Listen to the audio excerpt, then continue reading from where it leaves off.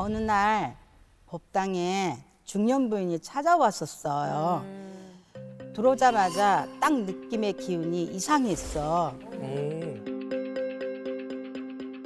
화경을 둘러보니까 집에 험한 게 들어와 있네. 왜 이렇게 또 이렇게 술 냄새가 많이 나? 어머. 물어보니까 여자가 수심이 가득한 얼굴로 나 무서워 죽겠어요. 보살님, 저 사위한테 당했어요. 이러는 거예요. 뭘 당해? 여자는 남편하고 사별을 하고 아이고. 혼자 외동딸을 키웠는데 딸이 혼전 임신을 하는 아이고. 바람에 할 수 없이 혼인신고를 급하게 하고 같이 살게 됐대요. 처음엔 사위가 썩 마음에 안 들었어. 근데 함께 살다 보니 미운정 고운정이 그래도 사위도 자식이라 그죠? 사이니까. 그래 끌안고 가자. 내 새끼니까. 그런데 결혼을 하고 글쎄 1년이 지나니까 이 본색이 드러나네. 왜요? 맨날 술만 퍼먹고 오는 거야. 집에. 그리고 카드도 어디다 썼는지 말도 안 하고 지 마음대로 막 쓰고 돌아다니는 거야. 액수가 커요? 쓰는 게? 커. 몇백만 원이야. 그러니까 자꾸 싸우는 거야 얘네들이. 한마디로 분위기가 살아난 판이야. 네, 그렇겠죠. 맨날 그래서 싸우니까. 이걸 어떻게 해야 되나라고 이제 막 그러던 와중에 우연히 사위가 어디서 전화를 이제 거는데 경찰서요? 제가 왜요? 하는 거예요. 듣자마자 사위가 술 먹고 사고 친 거 아닌가? 의심을 하게 되는 거예요. 네. 이대로 두면 안 되겠다 싶어서 무슨 일인지 물어보려고 사위가 집에 오기를 기다렸어요. 새벽 좀 되니까 사위가 들어오더라고요. 그러더니 완전히 인서불성에 술 냄새가 막 진동을 하는 거야. 아기랑 딸이 자고 있으니까 조용히 사위를 내 방으로 좀 들어보게나. 자네 요즘에 무슨 일이 있나? 전번에 경찰서에서 전화 온 거 맞지? 하고 물어보는데 눈빛이 사람 눈빛이 아니야. 갑자기 문을 잠그더니 사위가 막 달려드는 거예요. 달려들어 그 중년 부인한테. 그래서 미친 듯이 발버둥을 치는데 소름이 끼치는 웃음을 지으며 여자를 방바닥에 내리 누르고 그렇게 끔찍한 일을 당했대요. 너무너무 화가 나는 거야. 그렇죠. 와이프 집에 있는데. 그러니까. 선생님, 저 신고하고 싶은데 신고하면 딸이랑 손주가 곤란해질까 봐 걱정이에요. 신고를 안 하고 저 짐승 같은 놈을 남편이라고 데리고 살 내 딸이 너무 불쌍해요. 그렇죠. 저 어떡하죠? 엄마 입장에서는 또 그렇지. 세상에. 이제 눈을 감고 화경을 둘러보니까 사위 등 뒤에 시뻘건 얼굴에 새까만 혀가 축 늘어뜨린 귀신이 술 냄새를 풀풀 풍기면서 붙어 있는 거야. 사위한테 지독한 놈이 붙었네. 사위 최근에 누가 사람 죽은 데 갔다 왔지? 사위 친구 중에 허구한 날 술에 취해서 이 여자 저 여자 추궁거리다가 경찰서로 들락거리는 친구가 있었는데 급성 알코올 중독으로 죽은 거예요. 사위 친구가 죽고 나니까 장례식을 치러줄 가족이 없는 거야. 아, 또 하필 또. 사위가 본의 아니게 상주가 된 거야. 그래가지고 입간하는 걸 본 거야. 그래서 그게 상문부정에 탄 거지. 아, 그걸 지켜보면 또 상문부정에 탄 상문부정. 거지. 그래서 친구 귀신이 사위한테 붙어서 그런 난리가 난 거지. 난리가 난 거지. 귀신이 붙어 가족들에게 영향을 줄 수 있으니 붓으로 떼어내는 게 좋겠어라고 권했어요. 또 딸 사주에 관제수가 있어. 당신 사위랑 딸이랑 이혼수도 비쳐. 라고 조심스럽게 얘기를 했어요. 그러자 여자가 구슬 해달라고 그렇게 귀신 떼는 구슬을 하는데 친구 귀신이 날 치마만 두르면 다 여자로 보여. 여기다 우리 귀신이 보여. 때려치고 우리 같이 자자. 최악이네, 최악이야. 그때까지 가는구나 그냥 그 양반. 근데 선생님들도 마찬가지지만 하다 보면 지독한 귀신이 있어. 애매기는 귀신이 있어. 안 떨어지고. 고생해가지고 결국 떼어냈죠.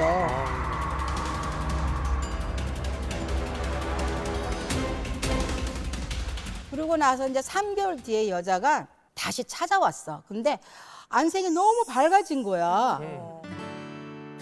여자가 너무 행복해 보이고. 선생님, 근데 선생님 그때 우리 딸 이혼한다 그랬잖아. 근데 나 안 믿었거든요. 근데 우리 딸이 이혼한대, 글쎄.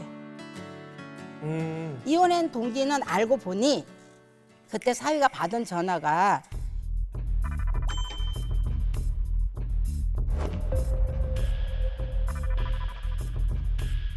회사 여직원을 성추행해가지고 글쎄 고소당한 그런 경찰서 전화가 온 거야. 이 사실을 알게 된 딸이 엄마 나 도저히 못 살겠어 이러는 거예요. 근데 속으로 아유 잘됐다. 그래 잘됐다. 엄마가 있고 우리 아기가 있는데 네가 뭐가 걱정이야. 엄마하고 잘 살면 되니까 저놈 띄어야 돼.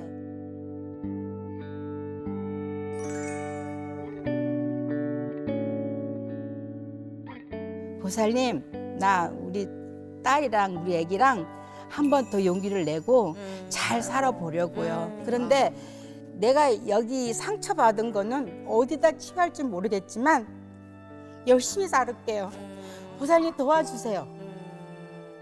우리 아기, 우리 딸 위해서 나 열심히 살 거예요. 나는데 그런 모습이 결심이 대단하다. 근데 같이 울었어요. 아, 지금도 약간 좀 울컥하시는 마음이 것 같아요. 아프더라고.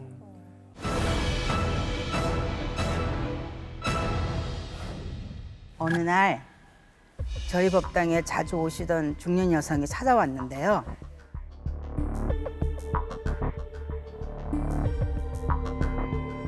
아들이 결혼할 사람이라며 웬 여자를 데리고 왔대요. 그런데 그 여자가 화려한 손톱에 짧은 미니스커트를 입고 왔다는 거야. 그 야한 차림새에 진한 향수 냄새도 풍기고 그 엄마가 머리가 아주 지끈지끈 아팠대요. 결혼공업을 봐달라고 보는데 아들은 용띠고 여자는 개띠인 거야. 둘이 완전 상극이에요. 원진살에 상춘살까지 껴서 결혼하면은 많이 힘들 거야 라고 얘기해줬어요. 근데 이 엄마가 한숨을 푹 쉬면서 자기도 여자가 마음에 안 드는데 이미 아이까지 임신해서 어쩔 수 없다고 하더라고요. 아이고, 어떡해. 그런데 화경으로 아무리 봐도 아기가 안 보이는 거예요. 그래서 임신? 애가 안 보이는데? 라고 하니까 엄마가 그럴 리가 없어요. 초음파 사진까지 봤는데요. 아무리 봐도 애가 안 보여요. 그래서 다시 한번 확인해 보라고 엄마를 돌려보냈어요.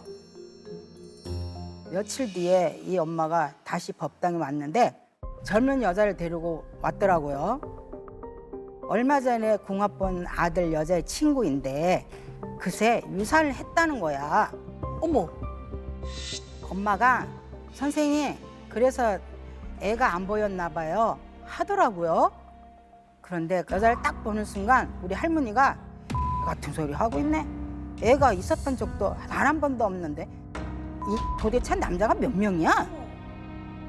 남자애 아주 미친년이구만 하면서 이제 할머니가 이제 막 호통을 치는데 그래도 예비 며느리라고 데려왔는데 신랑 할머니 말씀을 주신 것을 그대로 못 전하겠더라고. 그래서 처음부터 아이가 안 보였는데 정말 유산한 거 맞냐고 조심스럽게 물어봤어요. 그러니까 이 여자가 뭐 벌컥 화를 내면서 지금 제가 거짓말 한다는 소리예요? 내가 임신을 했는데 뭘 안다고 짓거려? 이거 완전 사기꾼 아니야? 이러면서 문을 팍 차고 나가는 거야. 그렇게 둘이 법당 나갔는데 신랑 할머니가 꼭 해줄 얘기가 있다고 하시는 거예요. 그래서 어쩔 수 없이 그 엄마한테 전화를 걸었어. 신랑 할머니가 그러는데 저 여자가 집에 빨간 무당집 깃대 같은 거 걸어놓고 미친 짓 하고 있네. 이상한 짓 하는지 확인해봐. 꼭 명심해. 라고 전달했어요. 불길해. 그러고 나서 이제 반년쯤 지났나? 이 엄마가 연락이 왔어요. 선생님 말이 맞았다고 하는 거예요. 이야기를 들어보니까 아들이 성화에 못 이겨서 결국 그 여자와 결혼을 허락했대요. 하지만 제가 전화로 말한 게 계속 마음에 걸려서 그 이제 중년 부인이 며느리를 유심히 지켜본 거죠. 그러던 어느 날 며느리에게 반찬을 가져 주겠다고 전화를 했대요. 그러자 며느리가 어머니 지금 잠깐 밖에 나왔는데 금방 들어갈게요. 먼저 들어가 계세요 한 거예요. 아들 집에 들어가 냉장고 이제 반찬도 넣고 정리도 해주고 그랬는데 가려고 하는데 비가 오더라 이거야. 그래서 비가 구슬구슬 오기 시작한 거예요. 베란다를 보니까 빨래가 널려 있길래 얼른 걷어서 이제 빨래를 막 개고 있는데 현관 비밀번호를 막 누르면서 애들이 왔나 하고 이제 현관문을 봤는데 처음 보는 남자가 자기야 호들갑을 떨고 이제 들어왔더래요. 어머. 깜짝 놀라서 누구냐고 소리 지르니까 그 남자가 놀라서 허둥지둥 도망갔다는 거예요.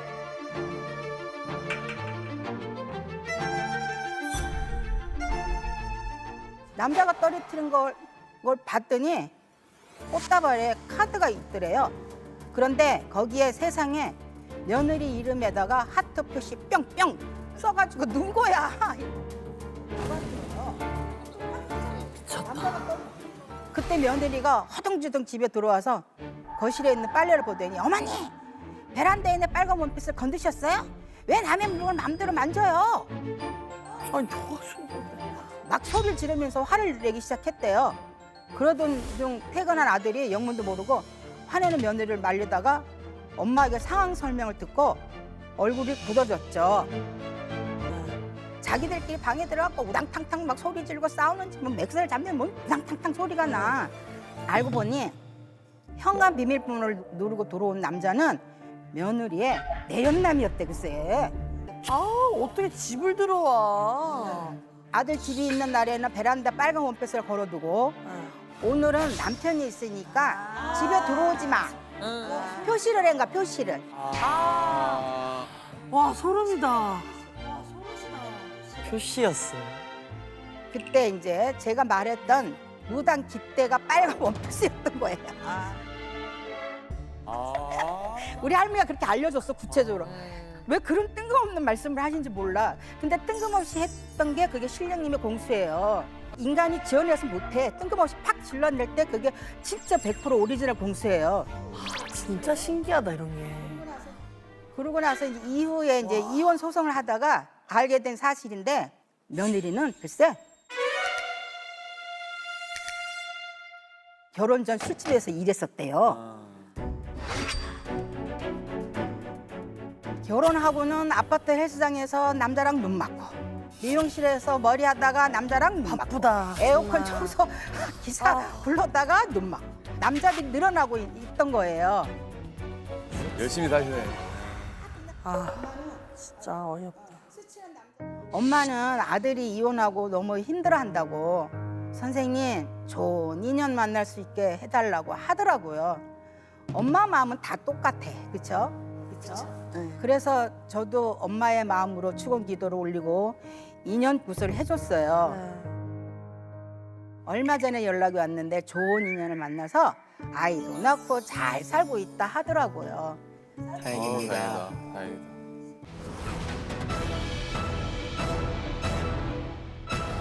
제가 애동 때인데요. 어느 날 40대 여성이 법당에 찾아왔어요. 그런데 그 여자가 늑둥이 아들이 사고 없이 잘 크게 해달라고 기도를 부탁하는 거예요. 그런데 화경으로 보니 자녀의 상을 치르는 게 보여요. 그것도 2번이나. 그래서 여자를 딱 보는 순간 할머니가 그러셔요. 자식을 2이나 먼저 보냈으니 네 마음이 어떡하냐.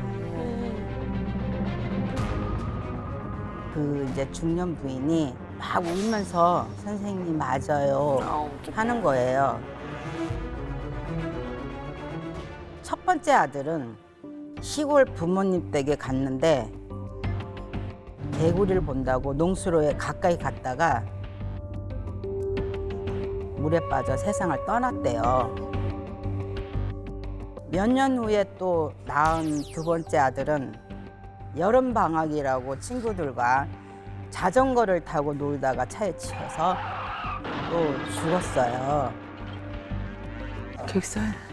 자식이 하나도 아니고 2씩이나 먼저 앞세웠으니 그 이제 여인이 제정신에 살았겠어요. 저희도 자식 키우고 사는 사람이지만 엄마 입장이잖아요.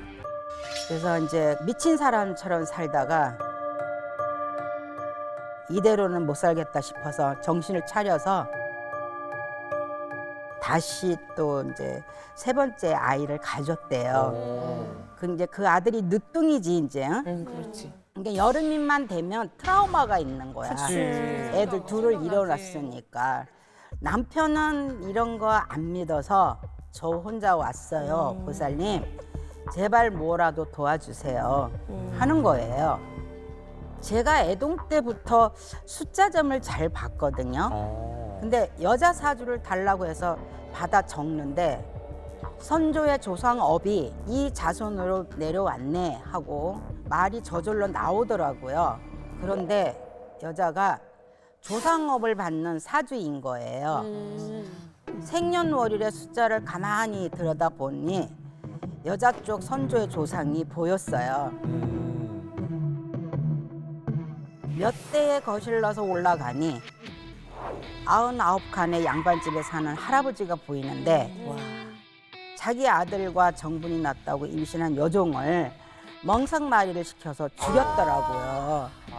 임신한 여자를, 그것도 자기 손주를 가진 여자를 죽인 거잖아. 엎집지 말아라 엎집지 마라 그러잖아. 입으로나 행동으로나. 그 손주의 업보가 자손에게 내려와서 첫 번째 아들, 2번째 아들 다 죽은 거죠.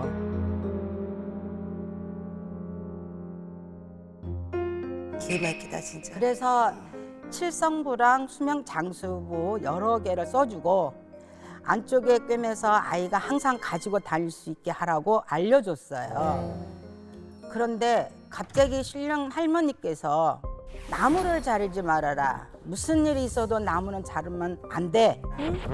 그래서 앞으로 나무는 절대 자르지 말라고 알려주었어요. 그리고 한 10년 지났나? 법당에 중년 부부가 온 거예요. 여자가 선생님 그때 나무 자르지 말라고 하셨는데 글쎄 우리 남편이 나무를 잘라버렸어요. 진짜 안 된다는데. 예전에 받은 부적의 덕분인지 3번째 아들은 무사히 잘 컸대요. 다행이다.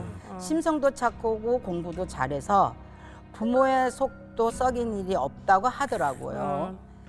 아들이 대학교 들어가고 부부는 한적한 전원주택으로 이사를 했대요. 그런데 이사한 첫날부터 남편이 마당에 있는 큰 나무가 눈에 거실린다고 나무를 자르자고 하더래요.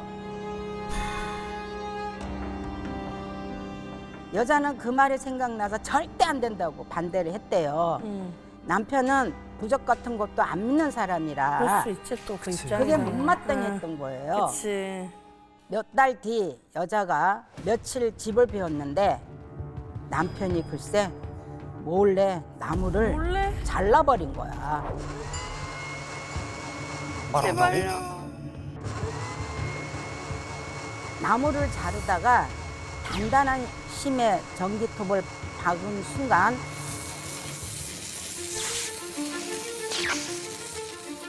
시뻘건 피 같은 게 퍽 하고 튀었더래요. 나무에서? 그것도 옆에 있는 아들 쪽으로 튄 거예요.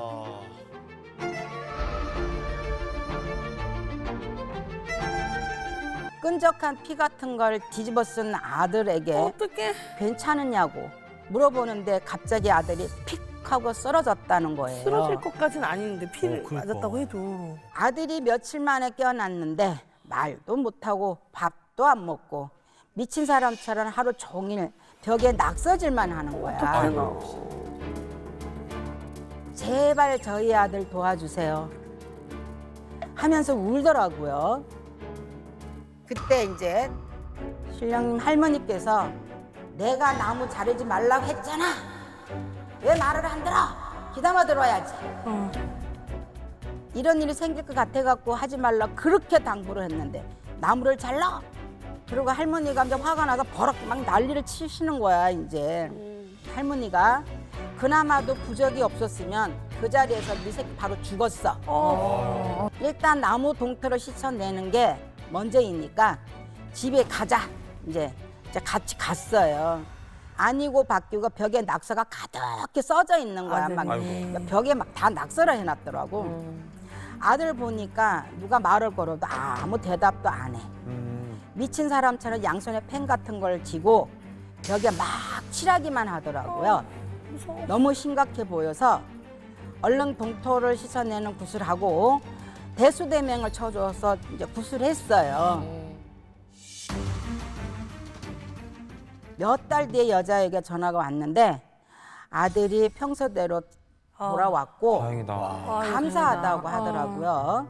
요즘 가끔 추궁기도 부탁하러 오는데 좋은 직장에서 취직해서 잘 살고 있대요. 아유, 잘 됐다. 이럴 때 저희들은 보람을 느끼죠. 그 더러운 손으로? 오늘 왜 이렇게 세? 이 이야기의 주인공은 누구시죠? 왕산보살님.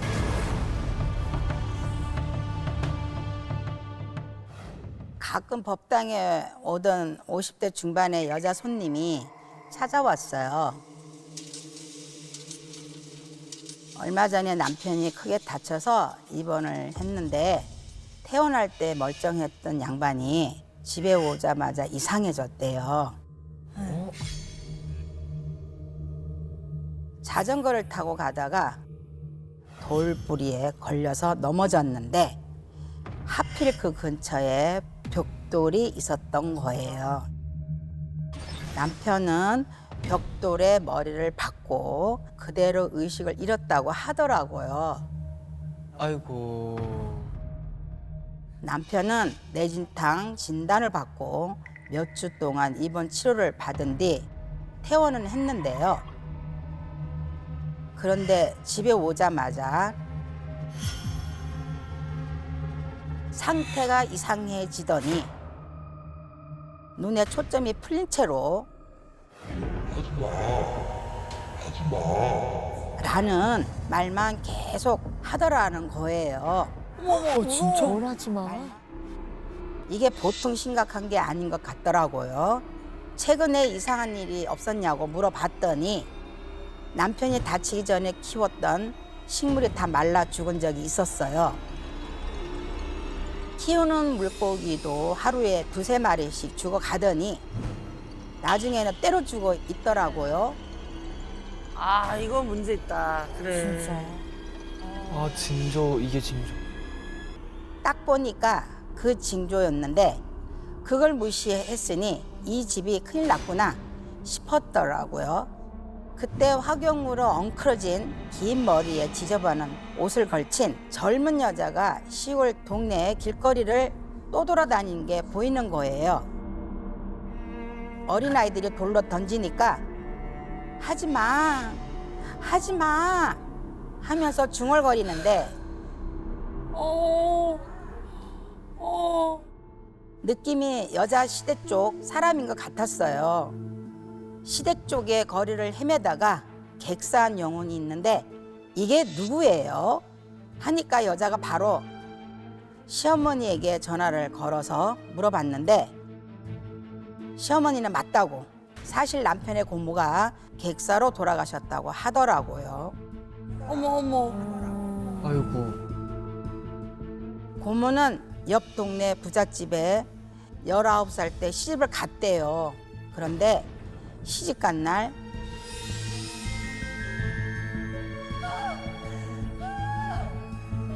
시아버지에게 모쏠질 당했다는 거예요.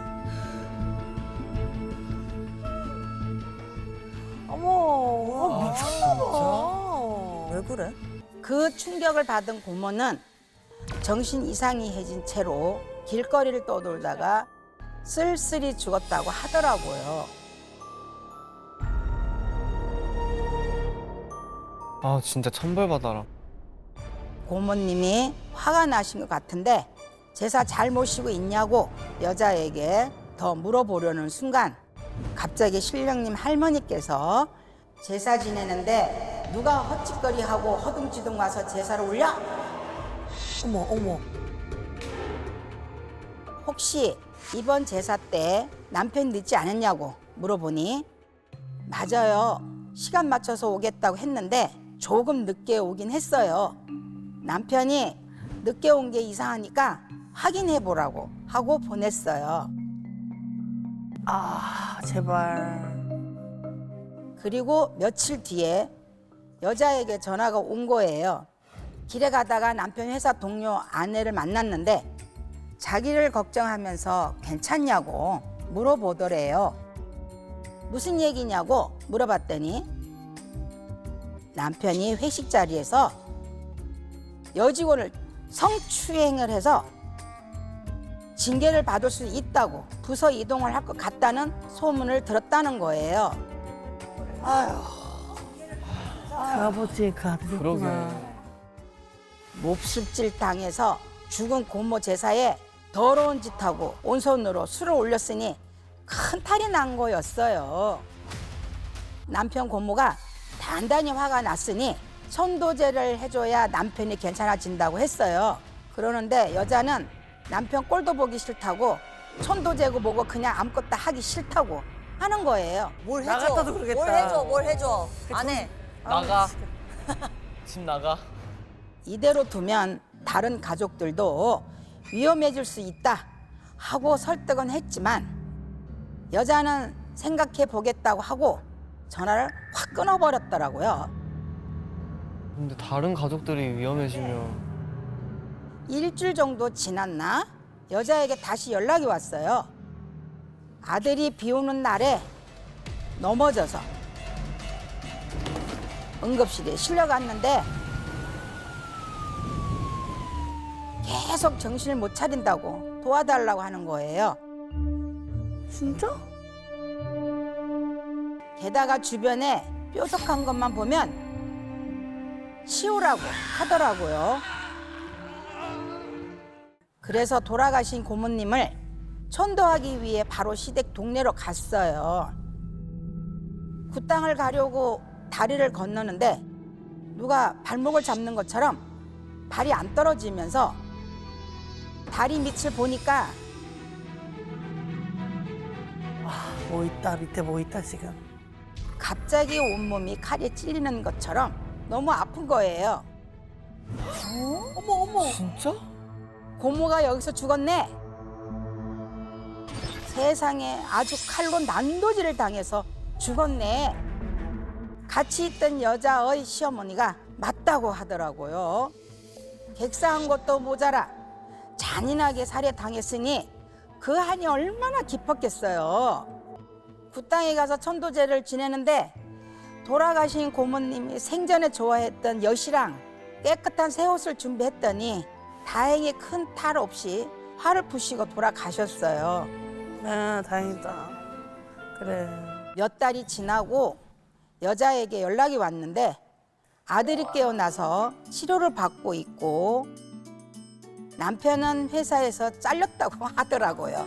당연하지. 잘 잘렸어. 못땡이가. 이거 좀 많이 셌어요. 다음 차례는 어떤 분의 이야기이실까요? 왕산보살님의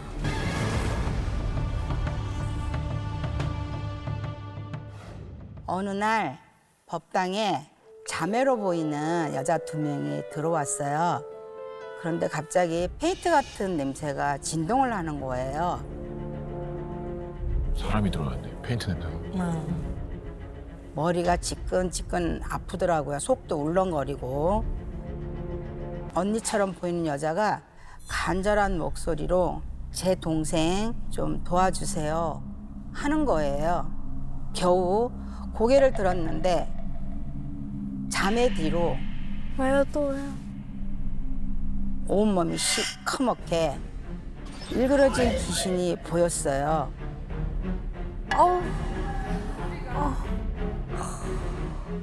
자매는 부모님이 일찍 돌아가셔서 둘이서 살고 있다고 하더라고요. 언니는 동생 뒷바라지 한다고 공장에서 야간 근무까지 하면서 살고 있는데 어느 날 경찰서에서 동생이 술에 취해서 난동을 부렸다고 연락이 온 거예요. 놀라서 바로 경찰서에 갔는데 더 충격적인 이야기를 들었대요. 동생이 언니 몰래 유흥업소에서 일을 하고 있었던 거예요. 충격받은 언니는 하염없이 울면서 2번 다시는 유흥업소에 나가지 말라고 술도 그만 마시라고 했지만 술 없으면 죽을 것 같은데 그럼 나보고 어쩌라는 거야? 하면서 자꾸 죽은 사람들이 보여서 잠을 못 자겠다고 술을 찾아서 마셨대요. 그런데 최근에는 증상이 심해져서 호응을 보고 낄낄 웃으면서 얘기까지 한다고. 대화까지. 이야기를 듣는데 뒤에 있는 귀신이 자매를 뚫어져라 쳐다보는 게 신경 쓰이는 거예요. 가족 중에 험하게 죽은 사람이 있어요. 불타서 돌아가셨네 하니까 언니가 깜짝 놀라면서 부모님이 사이가 안 좋아서 매일같이 부부싸움을 했대요. 그러던 어느 날 아버지와 싸우던 엄마가 마당으로 뛰쳐나가더니 그래 내가 문제인 거지 나만 없어지면 되겠네 하면서 가족들이 보는 앞에서 신나를 자기 몸에 뿌리더래요. 이거구나. 깜짝 놀라서 동생이랑 같이 엄마를 말리려고 했지만 엄마는 자매를 밀치면서 라이터를 켰고 그렇게 엄마는 돌아가셨대요. 아이고야. 큰 충격을 받은 아버지는 얼마 뒤에 스스로 목숨을 끊었다고 얘기하면서 펑펑 울더라고요. 그때 신랑 할머니께서 엄마가 험하게 돌아가셔서 집안에 줄초상이 들었어. 2년 안에 다 죽게 생겼네 하시는 거예요. 자매에게 전해주면서 지금 동생이 험한 걸 보는 게 돌아가신 엄마가 주변에 있어서 그런 거니까 진호기굿을 해보는 게 어떻겠냐 하고 물어봤어요. 언니가 울면서 모아둔 돈이 없다고 하는데 처지가 너무 딱하더라고요. 그래서 돌아가신 분들이 주변에 못 오게 하는 옥추부를 써주면서 무슨 일이 있으면 바로 찾아오라고 하고 보냈어요. 2년쯤 지났나? 법당에 한 여자가 들어오는데 뒤에 시커멓게 잉그러진 귀신이 같이 들어오는 거예요. 왜? 전에 왔던 그 언니구나 하고 기억이 난 순간 갑자기 저도 모르게 설마 동생이 죽은 거예요? 설마. 설마. 언니가 맞다고, 동생이 죽었다고 펑펑 울더라고요. 무슨 일이 있냐고 물어봤어요. 동생은 그때 부적 받고 나서 상태가 조금 나아졌대요. 그동안은 병원을 다니면서 간간히 아르바이트도 하고 지냈다고 하더라고요. 그러다 얼마 전 부모님 기일이어서 같이 낙골당에 가려고 동생이 아르바이트하는 가게 반대편에서 기다리고 있었대요. 퇴근한 동생이 가게를 나와서 길을 건너는 걸 보고 손을 막 흔들었는데 갑자기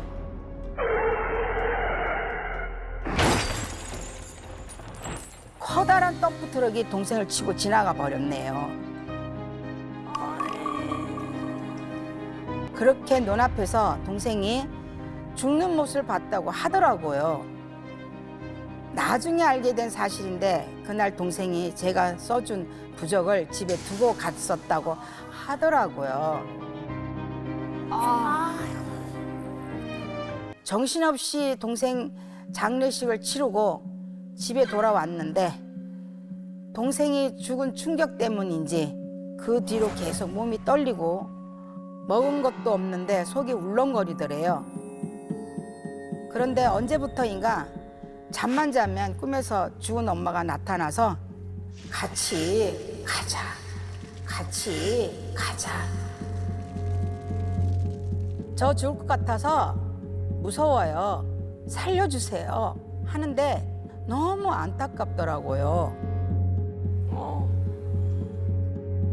엄마가 험하게 돌아가셔서 집에 줄주상이 들었는데 동생 사고 난 걸 봐서 피구정까지 들었으니 구슬해서 원한을 풀어드리는 게 어떻겠냐고 했어요. 이번에는 구슬 해달라고 하더라고요. 날짜를 잡고 부모님은 진오기 구슬로, 동생은 진진오기 구슬로 풀어주는데 온몸이 불타는 것처럼 막 뜨거워지는데 겨우겨우 달려서 보내드렸어요. 한도 많고 하니까 쉽게 안 떠나는. 이후에 언니에게 연락이 왔는데 꿈에 엄마가 나왔다고 하는 거예요. 말끔해진 모습으로 나타나서 웃으면서 사라졌다고 정말 감사하다고 하더라고요.